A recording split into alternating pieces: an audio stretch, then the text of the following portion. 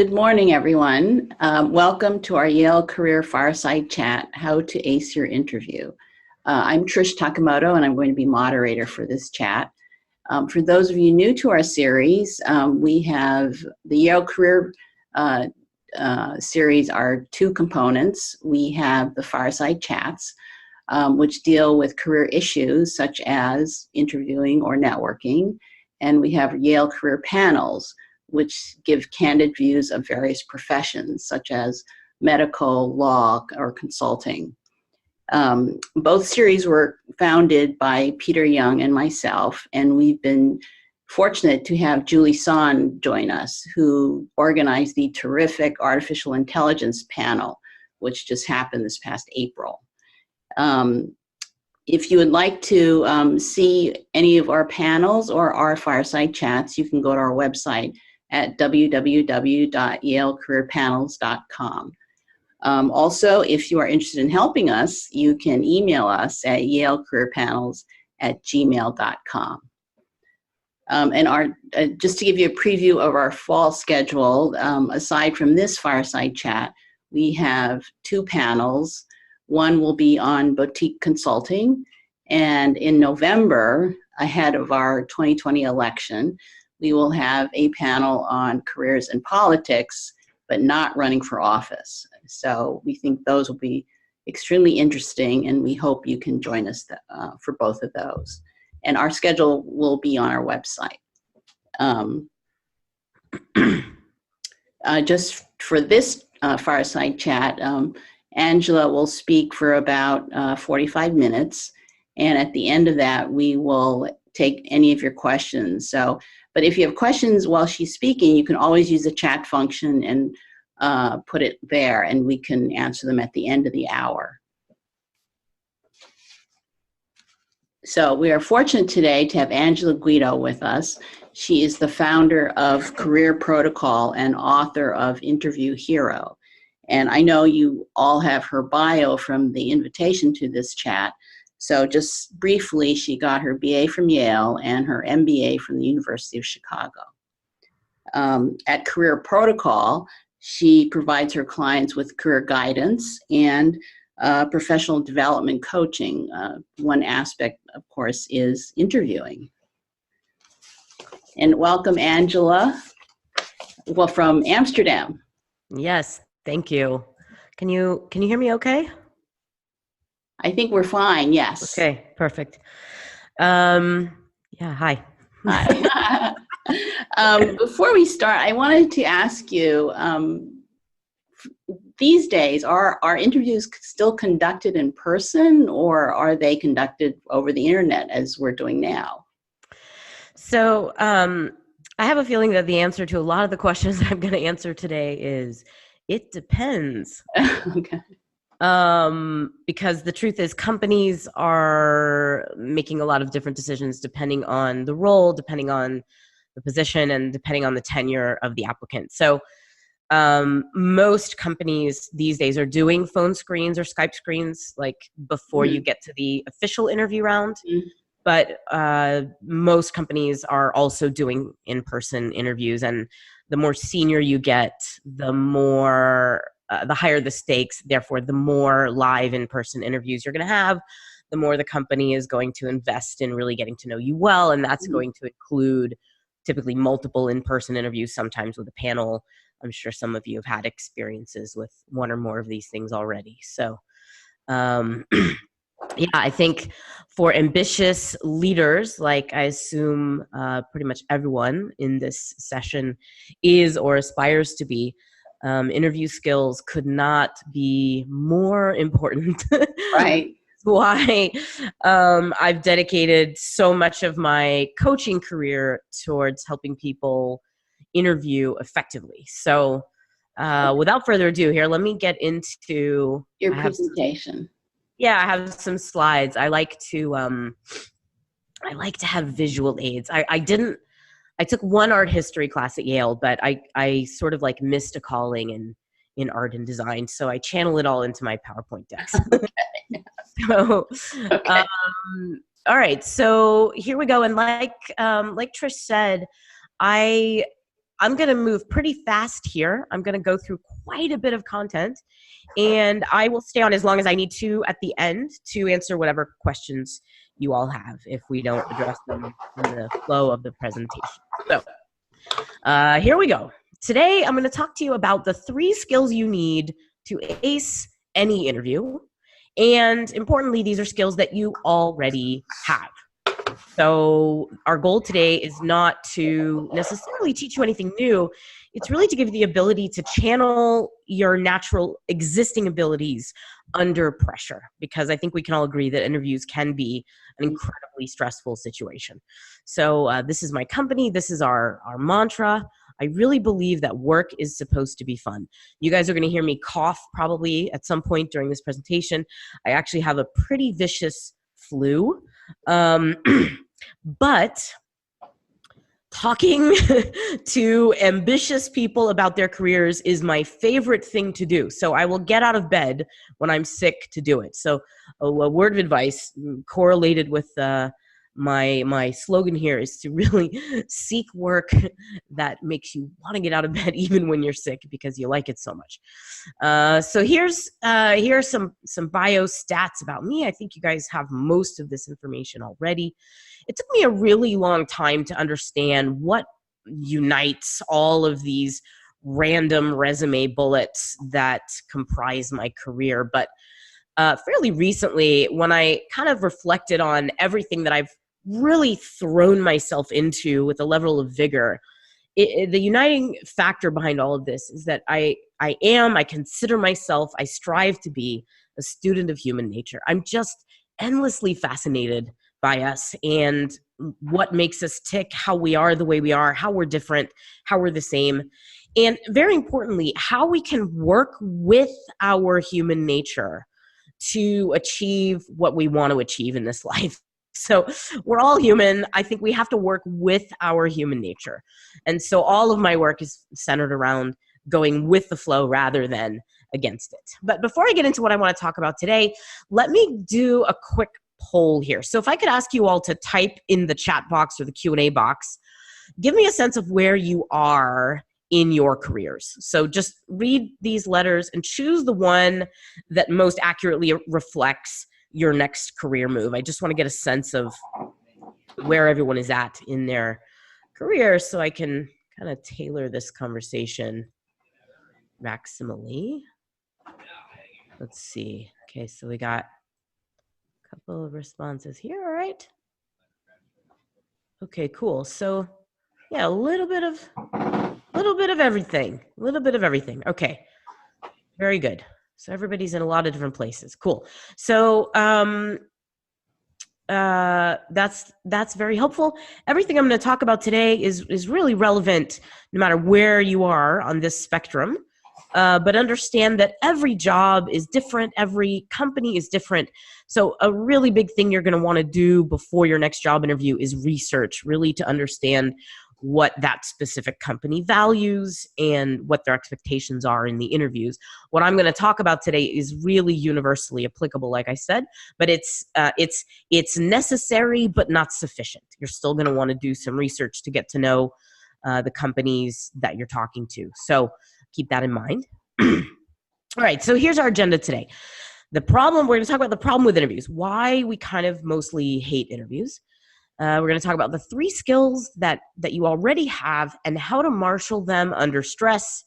And then I'm going to tell you just a tiny bit about my book, which goes way beyond what I'm going to be able to do in 45 minutes here. So if you guys are interested in reading more about these ideas, you can do that in the book. All right, so here's the problem with interviews. I think this image really captures how interviews feel for most of us, no matter how senior you are, no matter how competent you are, no matter how confident you are in your ability to add value. Interviews always make us feel just a little bit insecure and a little bit small. This is completely human nature. And if you think about it, when you're moving into a new job, which is, effectively what you're doing when you're interviewing, you're going alone into uncharted territory. You're entering a new industry, a new company, a new product, a new team. You're going to have a new boss, at the very least one or sometimes all of these things are changing. So you're really in uncharted waters. And inevitably, being in uncharted waters makes us feel, a little bit insecure. Like, what am I doing here? I'm not sure I belong here. Little bit of imposter syndrome is inescapable in moments of great change. Some of our reactions are as extreme as this. I know I'm someone who kind of resists change at all costs. But that's nonetheless what we're doing when we're seeking new opportunities, new jobs, and going into interviews. And you probably wouldn't have it any other way. So our job is to navigate this with grace.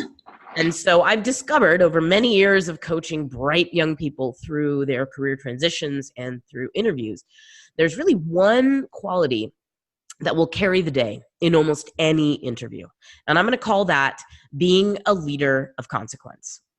All companies are looking for leaders of consequence. And if you think about it logically, this makes perfect sense because fundamentally business is about growth. And I'm using business as a proxy here. My primary expertise is in the corporate sector. I work primarily, though not exclusively, with MBAs. So I'm talking about business, but this doesn't exclude government, nonprofit, social impact, arts. Pretty much the way of life is to move in one direction, and that is bigger and better. We're always growing. And growth is fundamentally about people. If you want to grow an organization, you want to grow an initiative, you need more people. So leaders of consequence are people who are able to lead people. And I'm going to break this down even more. So that's one generic quality, but let me break it down into 3 innate skills that comprise being a leader of consequence. And we're going to talk about how to marshal those skills under stress. All right, so here are the 3 skills of leaders of consequence that we're going to talk about today. They're connected, they're wise, and they're inspiring. These are skills.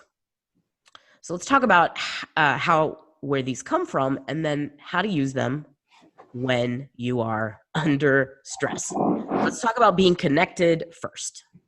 All right, so human connection is your birthright. This is something that you are born knowing how to do. You make connections naturally, easily. You do this on a daily basis. No one has to tell you how to connect with another human being. It's something that you do just as effortlessly as you brush your teeth and eat breakfast and breathe in and out. The question is, how do you do it in this moment? How do you prioritize human connection when you're a little bit like the deer in headlights or facing the firing squad of an interview? It can be hard to do it in this situation. Kind of all emphasis on connection goes right out the window, at least if you're anything like me. So here's what I've discovered. We tend to think of the interview as a test.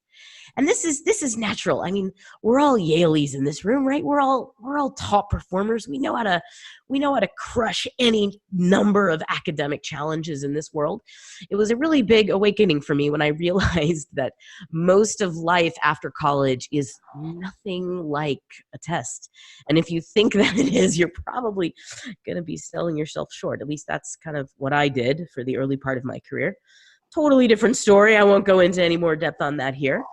The bottom line is that an interview isn't a test. Now, there may be technical tests as part of a job application. They may ask you to build a spreadsheet or build a model or pass some kind of coding exam. That may well be part of the hiring process. But the interview itself is not really a test. And if you think of it that way, you're very likely to approach it, with this mindset that you need to say the right things, that you need to make sure they know you're a good fit for the company, that you need to look smart and knowledgeable, appear like the perfect candidate, and tell the whole truth. You've probably been in those moments where you accidentally went into an overshare in an interview. It's natural to do this, but none of these really put you in a very good position to make a connection, because they fundamentally put you on the other side of someone who is judging you. So we're inherently viewing the interviewer as this guy, someone who's kind of like looking at us like, what's wrong with you? This is the mindset that we bring in to the conversation when we view the interview as a test. Or even worse, in preparation for the interview, the interviewer is like some faceless monster who's there to judge you and find you to be inadequate and block the way to your goal. So I'm dramatizing this with images, but I think you can all relate to this feeling. You can all relate to the feeling of, gosh, I'm going into this interview and there's so much at stake and I'm going to be judged potentially not favorably. But when you do this, obviously, you're not going to be able to make a connection with this faceless monster. And it puts you in a fearful, defensive, and reactive mode. You guys have probably read all about, brain science and what happens in the lizard brain when we feel like our territory is being challenged or we're being attacked. It just really doesn't bring out our most connective, best selves. So on the contrary, what you want is not this. You want to show them that you're someone who's comfortable with people. You're not going to be able to lead if you're afraid of people. So I recommend that instead of thinking of the interview as a test, you think of it as the beginning of a relationship. This is just a very small shift in mindset. Think, and I call this the friendship mindset. You want to adopt the mentality that the interviewer is just a friend that you haven't met yet. That's what this looks like. Your interviewer is just a friend waiting to happen. So you're going to go into this conversation with the intention of building a relationship with the person you're talking to. So really practical ways to execute this. As soon as you get to the site where the interview is happening, put your phone away, smile, make confident eye contact, develop a warm, firm handshake. And most importantly, practice holding the mindset that everyone else in the world, including your interviewer, is already your friend. It's a very small shift, but it will make a very big difference in how you communicate with the interviewer from the first moment. So now let's talk about the whys part of this equation. So we've covered your mindset. Now let's talk about the content of your communication in the interview. Well, here's our friendly interviewer. And remember, we're thinking of her already as a friend. And what she's going to do is she's going to try to get to know you. This is the reason why most companies are still doing in-person interviews, because there's really no substitute for being in the flesh, live in person with someone. It's hard to really get to know someone without having face-to-face contact. So remember your mantra from our previous, from the connection component. My interviewer is my friend, and I'm helping him or her get to know me better. This is kind of your mindset. So now let's talk about the content of interviews. Fit interviews have 4 main question types. And if you've ever been through an interview, you've probably encountered all 4 of these. It starts with something very broad, like walk me through your resume. Then the interviewer is going to probe on behavioral questions, things like tell me about a leadership experience, tell me about a time you led a team. There are point blank questions, tell me about a strength, what's your biggest weakness?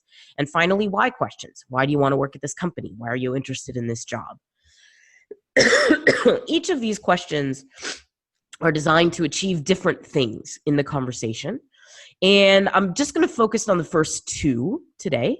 Again, my book goes into a ton of detail, way more detail on the first 2, and also a ton of detail on the last 2. So you can always check that out. But let's talk first about behavioral questions. So these are questions like this. Tell me about a leadership experience. Tell me about a time you worked with a team. Tell me about a mistake. Many, many more.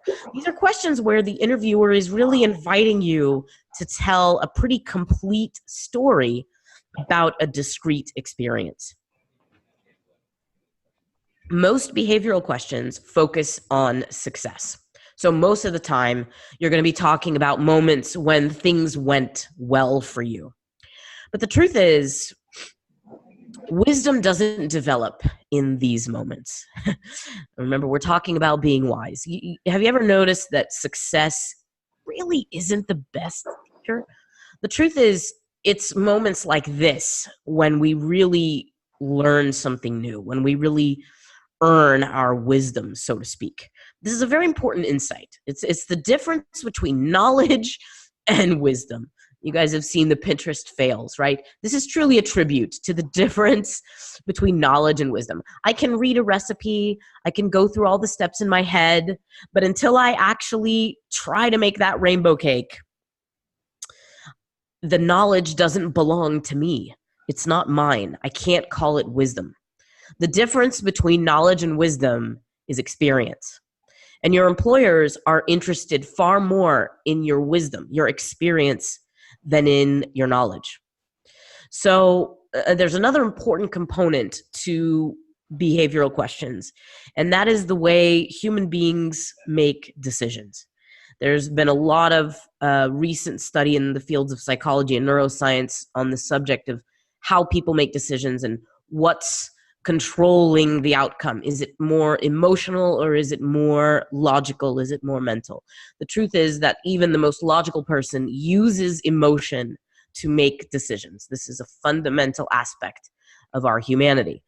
So, and if you think about this in a job interview situation, as long as you're in the appropriate range of qualification, meaning you have enough skills to be successful in the job, and you don't have so many skills that your salary expectations will be too high for the position you're applying for, as long as you're in that appropriately qualified band, the person who typically gets the job isn't necessarily the most qualified person within that band. It's the person that the recruiters, the team, the boss, the hiring manager likes, trusts, and feels most connected to. People like to work with people they like. This is a fact. Have you ever noticed that you tend not to like that guy who's always winning? You know, the person who never gets anything wrong and is just really self-satisfied. This isn't likable. Likability is incredibly important because how the interviewer feels about you is actually more important than what she thinks. When she leaves that interview room with you, the thing that's going to make her lobby for your candidacy and fight for you when they're arguing about who to give the job to is how she feels. It's whether she likes you and wants you on her team or not, because people want to work with people they like. So behavioral questions are not about looking good or seeming awesome. Hopefully, if you construct your answer right, you will look good and you will also seem awesome. But if you make it your sole focus to look good and seem awesome, you're going to miss the whole opportunity of behavioral questions. And that's confident humility. The opportunity of story-based questions about your life is to show confident humility. Let's say more about what that is. Well, we've all had experience, like we said. We earn our wisdom through experience. And so these questions are really about sharing your unique experience. And it's including your human moments. Your human moments are your most compelling. Again, it's not about always winning. It's about winning despite the obstacles, which we all face. So I used to lead a workshop called Hollywood Storytelling. You probably saw failed screenwriter on my list of career bullets. So I never really finished a screenplay, but for several years I studied the art of storytelling through the lens of what's happening in Hollywood right now. And I learned a couple of really interesting things that I've used to help people far and wide tell their own stories.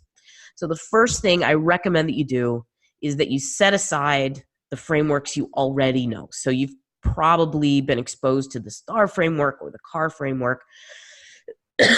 These frameworks have merit. They're not totally off base, but they leave a little bit something lacking in helping you construct a truly compelling narrative. Because where people struggle to use these frameworks effectively to create a connection and to show confident humility is when it comes to the action part. And the reason for that is that it's not action that drives the story, it's conflict. So I've got a whole list of storytelling rules. I'm just going to focus on number 3 today, and that's conflict defines the story. When you're telling a story about yourself, that story must have conflict. So let me show you what I'm talking about. Take an example. If I ask you to tell me about an accomplishment, you're going to pick an accomplishment from your life, and you can all do this right now. I'm going to go through this exercise really quickly, but it will actually be very illustrative if you'll kind of walk through this with me, maybe take notes on a piece of paper. So pick an accomplishment from your life. It can be a career achievement, an extracurricular achievement, even something personal like running a marathon or forgiving your sister. Anything counts. But pick something that you consider an accomplishment. And then we need to remember, and this for most people does take some reminiscing. One great feature of the human brain is that we tend to file away the more negative moments of our experiences so that we can go forward with a positive mindset. And that's a really good coping mechanism. But when you're telling a story, it's useful to go back and remember how hard life really was in the middle of that accomplishment, because that's ultimately where you earned your wisdom. It was in these moments. And so you want to use that reflection to add conflict to your story.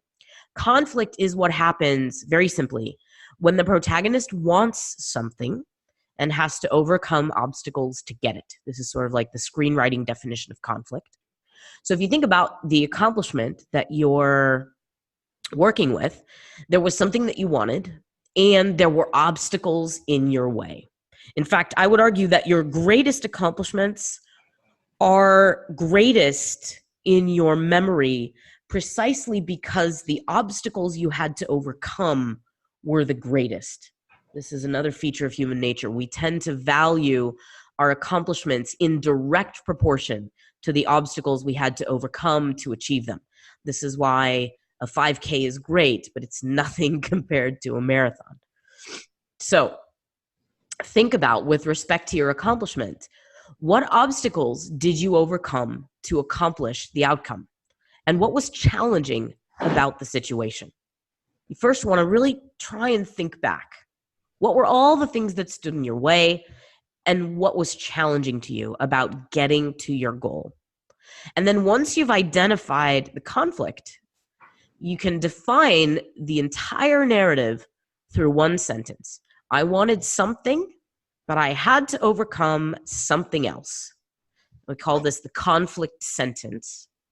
And it's fundamentally the spine of any story that has ever been told, if we want to get into narrative theory. But it's definitely the spine of any story you're ever going to tell about yourself. You wanted something, but you had to overcome something else. So here's an example. This is actually from my own experience. I wanted to impress my teammates and do a great job for the client, but I had to overcome a compressed timeline, an unmotivated client, and my own complete inexperience. So this is a story from my early days as a management consultant. It was a success story, but man, it was not looking that way in the middle of the story. So you want to define the conflict sentence and then shape your story around the conflict. This is how you choose the actions that are important to the story. It's the ones that enabled you to overcome the conflict. So let me show you. And then after you've thought about the conflict, then you need to think about your choices. Okay, so how did you think and feel about the challenges? How did you strategize to overcome them? And what one or two actions made the biggest difference in surmounting the obstacles? So when we talk about the action part of talking about your experiences, you want to focus it on the choices that you made that really drove the outcome of overcoming the obstacles. So let me kind of show you what this looks like all put together. I'm moving really fast here. And this is a complete framework. This is kind of my storytelling framework: context, conflict, choice, and change. 4 steps. And if you use all 4 of these steps when you're telling stories about your experiences, you're going to achieve all of your objectives. You'll create a connection, you'll appear wise, you'll be likable, and you'll reveal confident humility. So let me just show you really quickly an example of what this might look like. So it was my first consulting project, and I had to make the contract that would dictate the post-merger integration of 2 consumer goods companies. The timeline was incredibly tight, and I had no idea what I was doing. My client counterpart, Lenny, failed to keep order at meetings, and the process started to fall apart when other team members challenged his authority. This proved to be a bigger problem than my own inexperience. And since I was just a brand new baby consultant and the entire team that I was managing had 20 or more years of experience in their area of expertise, I decided that in order to be successful, I was going to have to first bolster Lenny's ability to own the process. I knew that his credibility would save the day, not mine. So I scheduled meetings with him before every plenary session, and I gave him pep talks and mocked Q&A sessions with him based on the challenges that I knew people would throw at him. It really, at some point, I was more of a cheerleader than a consultant, it felt like. And eventually, there was a turning point in one meeting. We had prepped all the questions in advance, and one of Lenny's, eternal antagonists, his name was, let's call him Mike, stood up and asked Lenny this question in this very sort of fierce and condescending manner. And Lenny knew the answer. And you could kind of see a hush go over the room when he just shot Mike down with his answer. And you could also see Lenny's, his like chest puffed up a little bit. It was really a turning point. He had finally kind of taken full ownership of what we were doing. And he had established himself as the leader of this project among his peers. And so there was a lot more that we had to do from that point forward. There was a giant spreadsheet that we had to turn into a legal document and get it blessed by all the different people in that room. But as soon as Lenny took ownership of the process, everything went much more smoothly. And in the end, the contract was a success. The merger went off without a hitch, garnering praise from the CEO. And I learned a lot about client management. But perhaps the part of this story that I'm most proud of is that Lenny got his first promotion in 10 years. So this was a bit of a rushed example, but you can see how I managed to show you a ton of action in the context of overcoming my challenge. So you can see that an answer like this reveals my values. It reveals my humanity. Like, I'm not trying to be perfect. I'm showing you that I had moments of challenge and moments of weakness. It also shows humility, resilience. It makes an emotional connection with you as the interviewer. And of course, it reveals my wisdom. You can see what I've now learned through experience. And hopefully you agree that a person who gives an answer like the one I just gave is someone that you would likely want on your team, because you can say, okay, this person knows how to work with people. They know how to navigate challenge. They have a pretty subtle understanding of politics and how things actually work. So this is someone that I trust, and I feel like I know her. This is your objective. This is your objective when you're telling stories about yourself. So, our interviewer says, hey, I really feel like I got to know you and I like you. This is what you want. You want to leave her with the feeling that she really knows you. And of course, naturally, then she will also like you. So here's how to implement these ideas practically. When you're preparing responses to behavioral questions, you want to answer these questions. What obstacles did you overcome to accomplish the outcome? What was challenging about the situation? What was your strategy to beat the obstacles? This part's really important because it shows us how you think and what your values are. If I can get a window into how you think and what your values are, then I can predict what you're going to do in almost any situation. And as an interviewer, that's what I want. That's what decreases my risk in hiring you. And then what 2 to 3 key choices did you make that drove the positive outcome in the face of difficulty? So be sure to include reminiscence about these elements of your experiences leading up to your interviews, and then practice telling stories that include these details. Shaping your stories around the conflict that you faced. Okay, so if you do everything that we've already talked about, you're already going quite a long way towards being naturally inspiring. If you're open and smiling, you're going to make a connection. If you're sharing your humanity, in a confident way, you're naturally going to be inspiring. But there are so many opportunities to inspire in the interview that I want to talk about one more. And I'm going to talk about this first question. To my eye, in my mind, the first question of the interview is the very most important, because you've probably heard, I don't know, what is it now, 3 seconds, 7 seconds that we have to make a first impression. You never get to make a second first impression. I think that's a little bit, overhyped and used to terrorize us. But the truth is that the first part of the conversation, the first thing that happens when the interview begins, is a huge opportunity for you to take full ownership of the conversation and of who you are. And most people don't think about it this way. They kind of toss it off as a formality. But in fact, this is your moment to really own the show. It's a make or break moment as far as I'm concerned.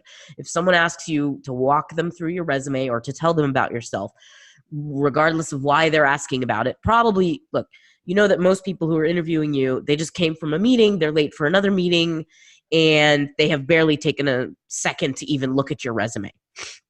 So a lot of times they ask this question precisely because they're not fully ready. They need a minute to get situated and oriented to the conversation.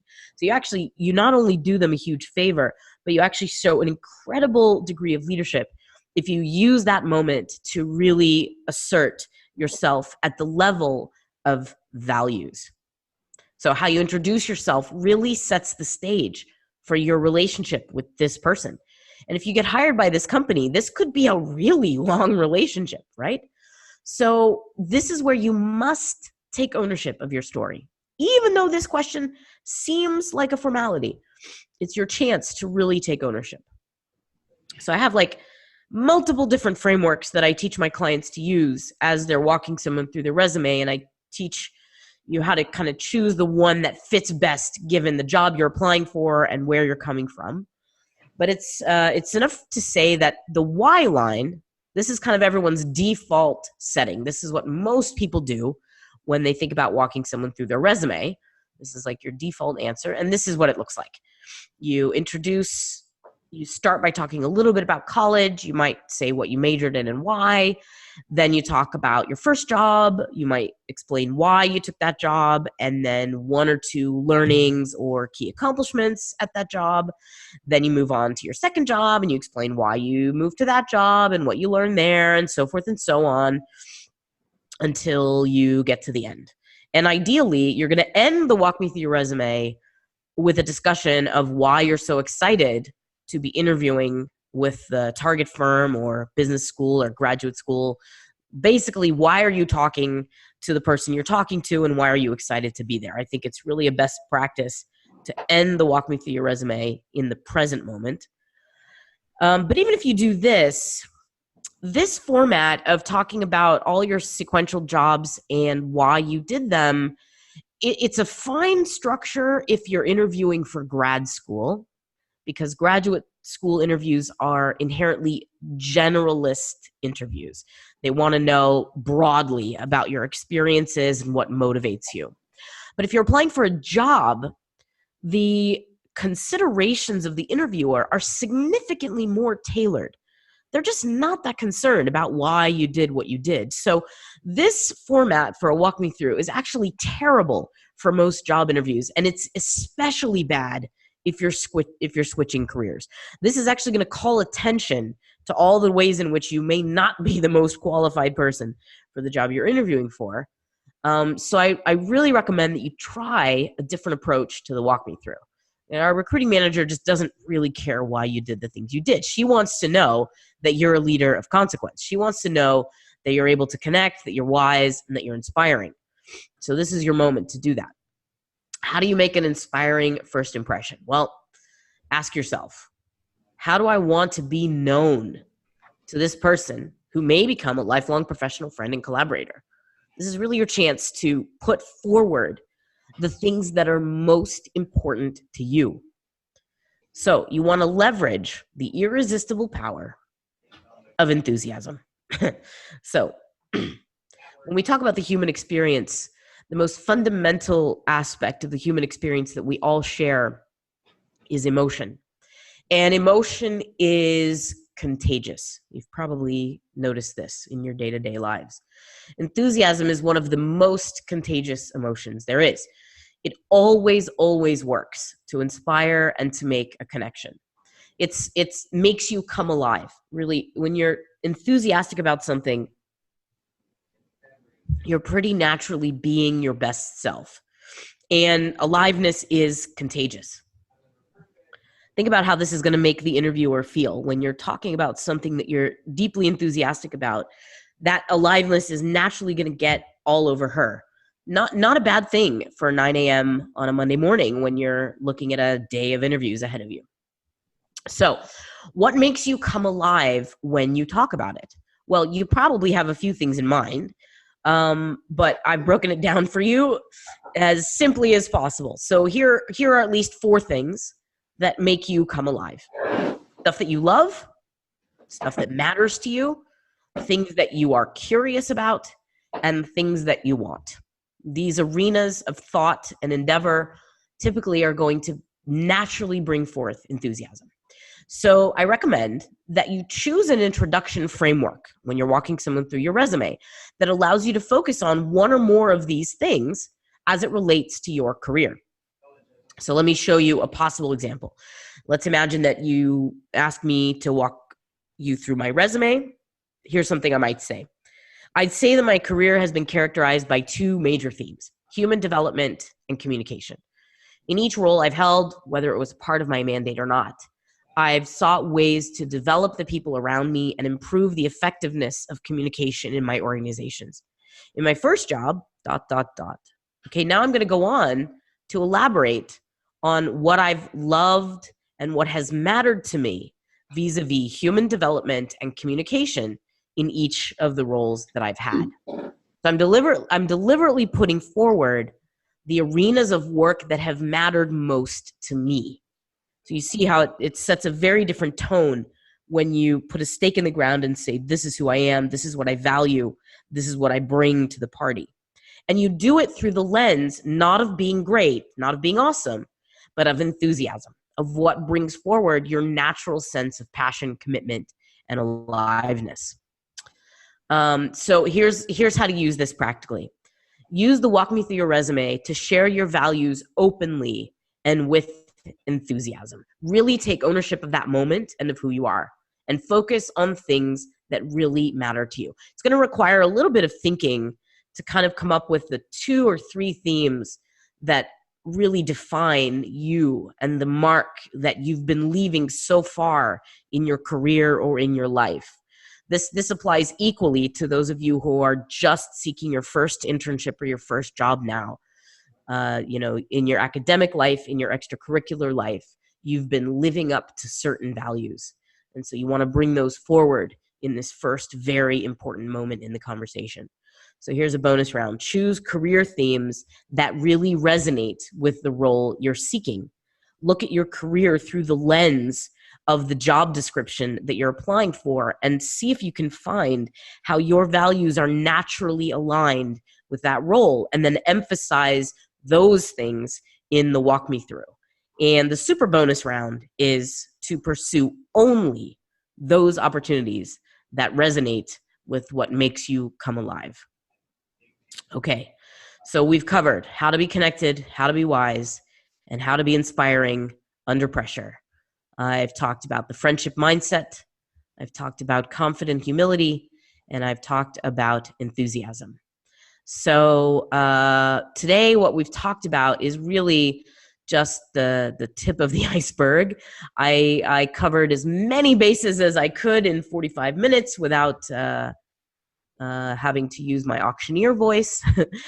But if you want more information or more insight on anything I talked about today and a whole lot more, this book is like 360 pages, you guys. This is not like a quick study guide. This is really an in-depth, complete guide to this part, to the human part, to the fit part of any interview process. And it's priced ridiculously cheaply on Kindle for anyone who wants to learn more. And with that, I will, I guess, come back to questions. So I don't know if anyone has posted some already, but happy to answer. Oh, thank you, Angela. That was really interesting, and I'm glad you had, you were very specific about how to handle things. And I think we have a question here. Oh, I guess not. Okay. These might have been poll responses earlier. Yeah. Right. Okay. I have a question though about you were saying about decreasing risk. That when the companies are interviewing you, they are looking to decrease risk. Is that really, like, aside from everything else, like you said, if you're qualified and your salary is in their range, is that really their main goal? They want to make sure that, somehow you're not going to blow something up, so to speak. Well, when I say decrease risk, I don't mean avoid catastrophe, although certainly some jobs that is important. More what I mean is that it's very expensive to hire people.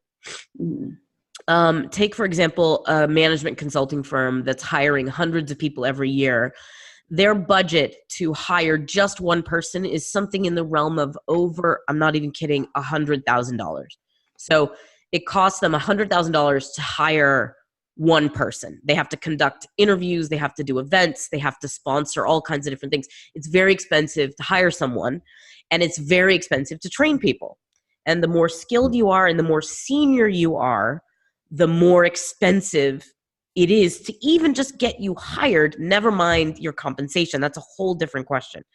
So firms are naturally looking to make good choices. They're looking to hire people that they know are going to succeed in the job and in the environment. And that's really what I'm talking about. Because if they hire you and maybe you're okay at the job, but it just doesn't work out, they've wasted, all that effort and money to get you in the door. And again, the more senior you are, the bigger a deal this is. So if you're in your first job out of college, you're relatively replaceable. They can just go back to Yale and grab a couple more seniors and they're good. But if you're, let's say, 6 or 7 years into your career and you've developed some really specific expertise that is a little bit harder to find, then the risk of losing you once you start at the company is greater. So this is really what I mean. They're investing a lot to bring you on board if you're hiring for a skilled job or for a managerial job. And so they want to make sure that that investment pays off. And another question is, with the rise of the gig economy, are interviews conducted the same way for someone who, will be an employee versus someone who they're just hiring, for instance, for a specific project? So I have to confess that this is a little bit out of the realm of my direct expertise because I'm mostly working with people who are getting hired into, indefinite jobs, indefinite contracts. They're interviewing for managerial positions where they're going to be managing a ton of these workers. But just logic would dictate that most gig employment opportunities are highly skill specific. They're looking for people who can do something very specific and can do it quickly and don't need a lot of time to get up to speed because they're not investing training in you. They're just putting you into the job and having you do it. So at that level, your specific skill set and your ability to get that specific job done is going to be the most important thing. And how much they like you and want to keep you around is going to be less important. So they're likely going to not do as many interviews, as many in-person interviews. They're not going to do as many fit interview questions. It's really going to be much more of a tactical transaction. Mm-hmm. That said, people want to work with people they like. So even if you're in a gig job, if people like you and you prove your value to the team, they will typically find ways to keep you. So you can always kind of chart your own course and write your own destiny if you keep in mind some of the basic principles of human nature. Okay. We do have a question. It says, the question is, what approach do you recommend to answering questions about a short-lived experience on the resume, such as wrongful termination or an organization that was simply not fit, would it be useful? I think it would be useful for participants to cover this topic. Yeah. So there's 3 different ways that this might come up in the interview. You could talk about leaving a job. Let's say there's a blemish on your resume. You weren't there long enough, you left, and it ended badly. There's 3 ways you can talk about this. You can talk about it as a failure story. And so the way to do this is to really be reflective and honest with yourself about how you, what you can be responsible for in that situation. Maybe you were let go for reasons that were unjust, but if you're honest, you could have done X, Y, and Z differently that would have led to a different outcome. Or maybe the insight was this company wasn't aligned with my values and I'm now seeking something much better. The point is to be pretty honest with yourself. Even if it doesn't paint you in the best light, you really do want to tell the truth, because that's what makes stories about weaknesses and failures truly resonate. So you think about how, what you can be responsible for and what you would have done differently. Then you show the interviewer how you've changed since that time. So you want to demonstrate an experience that's at least somewhat similar, where you behaved differently and you got a better outcome. And maybe it's you joined a different team, or you spoke up sooner when things were going wrong, or so forth and so on. So this is and this is fits with the 4 C's, okay? With the framework that I showed you for storytelling, you just use the same framework to talk about a failure. And so that's one way that you can address a blemish in your resume. The second way you can do it is in the walk me through your resume, though I would caution you there to really focus on calling their attention only to what you want them to see. So the walk me through your resume is not the time to air your dirty laundry. If you have something negative that has to be addressed, it's probably better to save it for later. And when you talk about it in the walk me through, that job that you left too soon, you say something, you kind of gloss over it. You say, I worked briefly at this role. It was great because I learned how to do A, B, and C. And then I moved on to Y, where I did this other thing. So you just kind of want to gloss over it. I don't recommend trying to go deep on that in the beginning of the conversation. And then the third way that you can address it is as a weakness. And so the difference between a failure and a weakness is that a weakness is something that's ongoing. Like it was either persisting over a long period of time, or perhaps it's even still there with you now and you're still battling this weakness. But even when you talk about a weakness that's still a weakness, you need to show that you're making efforts to grow from it and to improve from it, and that you have a plan to improve on it going forward. So I put a lot of thought into the dark side of interviews in the book. So for anyone who, you have something that you're worried about framing it the right way, please do check out the book, because I really go into a lot of detail about all the different ways that you can talk about mistakes that you've made and horrible things that you've done and things that went horribly wrong, while actually gaining credit in the process. Because here's the thing, we all know that life is messy. Everyone knows that. And they're not looking for the perfect applicant. They're looking for the applicant who can survive challenges and still come out successful on the other side. So when you're able to talk about weaknesses and failures in an inspiring way, you actually gain even more points than if you didn't address it in the first place. Yes, that's very helpful, I'm sure, for a lot of us. Another question is, what if you don't have the experience required, such as managing teams and projects, but aspire to be able to? Yeah. So this is another application, sometimes can be an application for the weakness framework. And I have a whole framework. I call it the WIMP framework, WIMP, and that's an acronym. Each of those letters stands for something. But what I would do is I would say the parts of the job description that you do not yet have direct experience with, because this is what you're talking about. There's 2 ways to address that when you're applying for a job and you do not have some of the direct experiences they're looking for. One thing is to show transferable experience. So maybe you've never managed a team.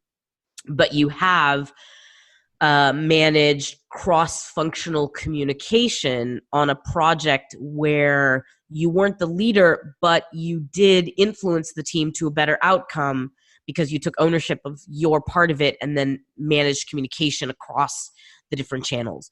That's pretty much the same thing as leading a team.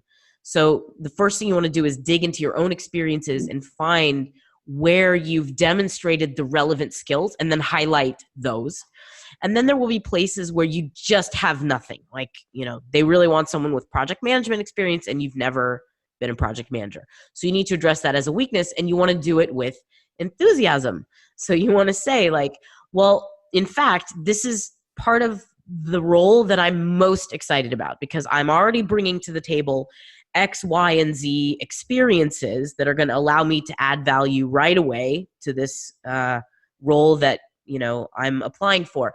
But it also gives me the chance to really stretch myself and grow in this new direction called project management. And that's really important to me because, and then you talk about the reasons that you're interested in getting project management experience. So you're showing that you're genuinely excited to master this new element of the job.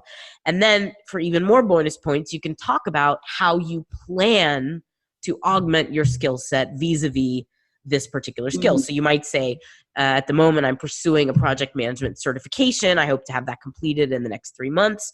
I also intend to use my first month on the job to really navigate the internal network and find a couple of mentors who can really make sure that I'm project managing correctly according to firm culture, et cetera, et cetera. So really showing them that in fact, it's maybe something that's lacking now, but it's by no means a weakness because it's part of what is a benefit to you of taking the job in the first place. And be clear, if you already have all the skills and qualifications that the job is asking for, it's not a good job for you because you'll be bored within a week. You naturally are looking for jobs that are going to cause you to stretch yourself. And anyone who's hiring a Yale grad is expecting to provide learning opportunities. So use that to your advantage. Okay, our last question is, how formal should your language be? Because when you're talking to a friend, you speak more colloquially, obviously. But now when you're interviewing. Yeah. So I see also this question is that my pre-typed response on the slide was a bit more formal. And that's true. When I write in PowerPoint form, I write in ways that I don't speak. If you go to my website, you'll see I use things like gonna and y'all. And, I like to use kind of very informal speech. So the answer is it does depend a little bit. It depends on your personality, and it also depends on the personality of the firm and the person you're speaking to. So definitely don't err on the side of being too colloquial or too informal, but also, don't necessarily feel like you need to be stiff, especially when you're talking about your own experiences. It's pretty important that your natural personality and your natural sense of humor come across. So my general guidance is to talk in the way you would talk to a friendly acquaintance. If you're talking to your best friend, you might drop an F-bomb here or there. So that's a little too intimate. But imagine that you're talking to a friendly acquaintance. And so you kind of want to, you want to talk like you talk. You want to be yourself. Right. Okay. Well, I think our time is up. And I'd like to thank Angela Guido of Career Protocol for lending her expertise in helping us become better interviewees. Remember that this chat plus our other chats and our career panels are on our website, yalecareerpanels.com. And we hope to see you at our upcoming fall career panels, boutique consulting, and politics, but not running for office. So thank you all for joining us, and we'll see you soon. Thank you.